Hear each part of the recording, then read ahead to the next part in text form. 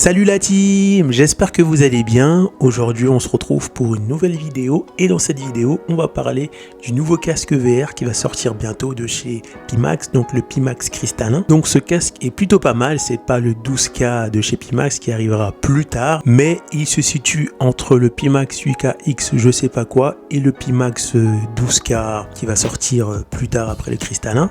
Donc dans cette vidéo on va aborder les caractéristiques techniques de ce casque, on va voir tout ce qu'il faut savoir sur ce casque. On va aussi parler d'un problème qu'on rencontre chez Pimax en termes de pixels au niveau de la qualité. C'était pas vraiment ça même avec les casques haut de gamme 8K de chez Pimax. On va voir si maintenant avec le casque qui va sortir Pimax cristallin ce problème là va être réglé, et on va aussi voir les concurrents de ce casque. Je vais également dire le public visé pour ce casque qui est quand même pas mal, et également quels sont les concurrents, quels sont les casques VR que Pimax veut concurrencer en sortant le Pimax cristallin. Alors n'hésitez pas à vous abonner à la chaîne, à mettre un gros pouce bleu et activer la cloche de notification parce que ce sont des moyens gratuits qui permettent de soutenir la chaîne. Donc pour commencer, on va parler des caractéristiques techniques de ce casque VR. Donc au niveau de l'écran, on est sur un écran mini LED et QLED de 2880 x 2880 pixels par œil. Donc ça combine à la fois les technologies mini LED et QLED afin d'offrir une plus grosse étendue de couleurs par rapport aux anciens casques. Ce qu'il faut savoir aussi, c'est qu'on retrouve le même nombre de pixels que le Pima 8KX, mais avec une grande différence, et ça c'est une sacrée particularité, avec une plus grande densité. Donc pour vous faire un exemple, plus dans un casque VR on va retrouver des pixels par degré, et plus ça va améliorer la netteté, par exemple que ce soit de près ou de loin, et plus par exemple de loin vous allez voir plus de détails. Par exemple sur ce casque là on retrouve 42 pixels par degré. Si on prend un casque qui a peut-être 20 ou dans les 30 pixels par degré, donc si vous avez moins, vous allez voir moins bien les détails de loin, ça peut être les écritures ou des maisons qui sont très très loin.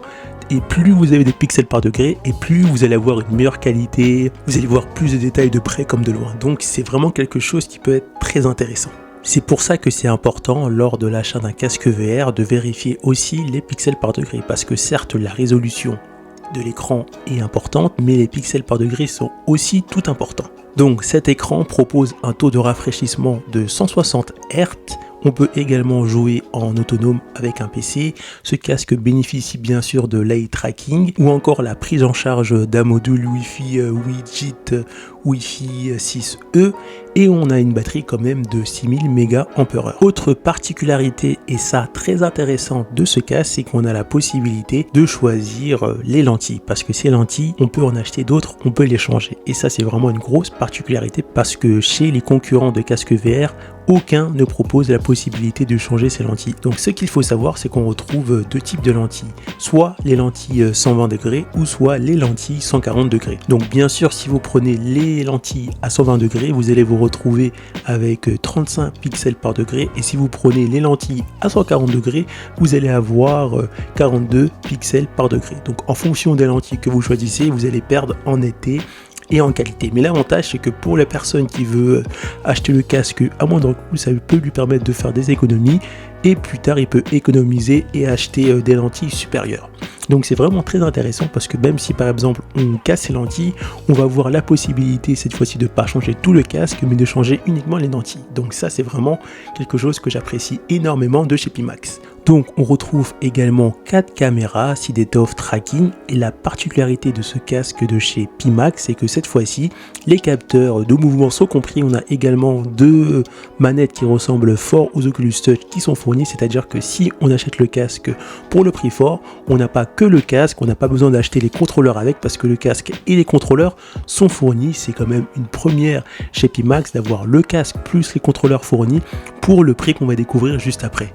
Ce qu'il faut savoir aussi, c'est que sur ce casque VR, on a aussi le mode HDR, donc c'est un écran HDR, j'ai oublié de le dire au début de la vidéo quand je parlais de l'écran, je suis désolé, mais ce casque, on a la possibilité d'avoir de l'HDR, ça va permettre d'avoir encore une plus grande variété de couleurs, donc des couleurs qui se rapprochent de plus en plus de la réalité. Et bien sûr, sur ce casque de chez Pimax, on a la possibilité d'avoir des haut-parleurs audio qui s'appellent DMAS Audio Intégré. Et pour terminer, dans ce casque, on a également la possibilité de changer la plaque frontale pour opter soit pour une plaque frontale classique ou pour une plaque frontale qui permet de faire de la réalité mixte grâce notamment à 2 caméras. Et on retrouve également un processeur Snapdragon XR2. Et j'allais bien sûr oublier, on retrouve bien sûr un IPD ajustable allant de 58 à 72 mm.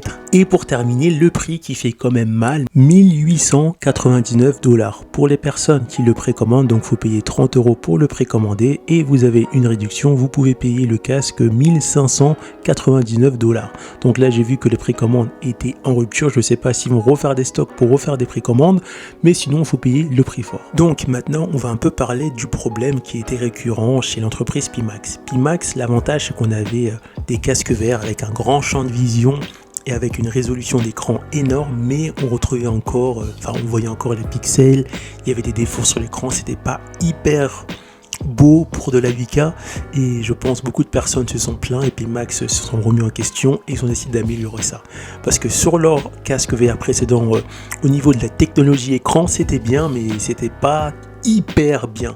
Pour une personne avec un œil averti, il va voir que même si la résolution est supérieure, la qualité de l'écran est pas assez optimisée ou pas assez bonne pour vraiment profiter de la 8K.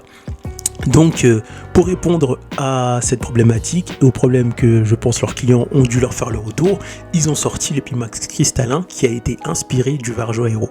Donc ça c'est une entreprise qui propose des casques VR d'abord pour les professionnels et ensuite pour le grand public, mais là on n'est pas sur le même prix. Donc si on voit le Varjo Aero, parce que la résolution de l'écran du Varjo Aero ainsi que la technologie de l'écran ressemble étrangement au Pimax cristallin, donc le premier concurrent du Pimax cristallin et les concurrents que Pimax veut concurrencer, ça va être le Varjo Aero qui est vendu très cher, qui est vendu 2500 € avec à peu près les mêmes technologies et cette fois-ci sans haut-parleur audio et sans manette. Ça veut dire que vous achetez le casque avec à peu près les mêmes technologies que le Pimax, sauf que le champ de vision du Varjo Aero il est plus petit, etc. Donc ça vaut vraiment pas le coup. Donc Pimax veut concurrencer déjà le Varjo Aero. Et si on compare ce casque VR là à un Oculus Quest Pro qui est vendu je crois 1800 $ ou 1900 $, ça fait clairement pas la comparaison. Donc pour moi le Pimax cristallin va être destiné aux personnes qui veulent avoir une expérience on va dire plus réaliste pour du PC VR, pour les personnes qui sont prêtes à investir beaucoup pour avoir on va dire l'expérience qu'il se fait de mieux sans aller dans les 2000 €, 2500 €. Parce que là on a quand même un casque très intéressant avec des haut-parleurs intégrés, des manettes intégrées comme le Oculus Quest 2, la prise en charge de mouvement, une très bonne qualité avec de l'HDR, avec des pixels par degré jusqu'à 42 si on prend les lentilles interchangeables 140 degrés. Et ça fait qu'on a vraiment un casque de chez Pimax qui va être vraiment abouti avec une technologie mini LED qui devrait apporter de la clarté, une plus grande gamme de couleurs. Donc ce casque pour l'instant ça annonce vraiment du très lourd. Après forcément au niveau budget ça plaira pas à tout le monde, donc ça va vraiment être pour les personnes qui sont prêts à mettre au moins pas plus de 2000 €, on va dire pas plus de 2000 € dans un casque VR pour avoir une excellente expérience, notamment avec l'arrivée des nouvelles cartes graphiques et profiter encore mieux de la VR. Donc voilà, on arrive à la fin de cette vidéo. Si ça t'a plu, n'hésite pas à t'abonner à la chaîne, à mettre un gros pouce bleu parce que ça permet de soutenir la chaîne et plus je récolte de l'argent sur ma chaîne et plus je pourrai acheter des casques et vous en faire la présentation. Et bien sûr, on se retrouve pour une prochaine vidéo. A plus la team!